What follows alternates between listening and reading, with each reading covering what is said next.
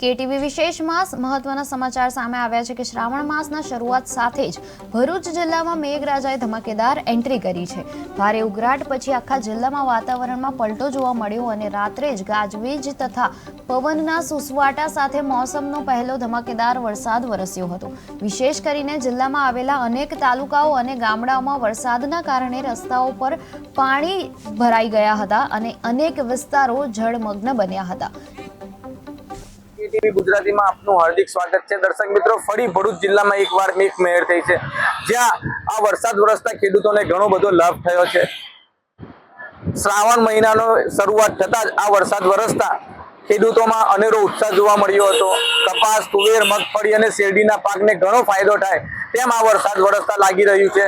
ઘણા દિવસ પછી આ વરસાદ વરસતા વાતાવરણમાં પણ પલટો આવ્યો હતો। ભરૂચ જિલ્લાના જંબુસર, આમોદ, વાલિયા અને ઝઘડિયા, અંકલેશ્વર જેવા તાલુકામાં આ વરસાદ ખૂબ જ સારો વરસ્યો છે, જેને લઈને ખેડૂતોમાં અનેરો ઉત્સાહ જોવા મળ્યો છે। જાવેદ મલિકનો રિપોર્ટ, કેટીવી ન્યૂઝ ગુજરાતી।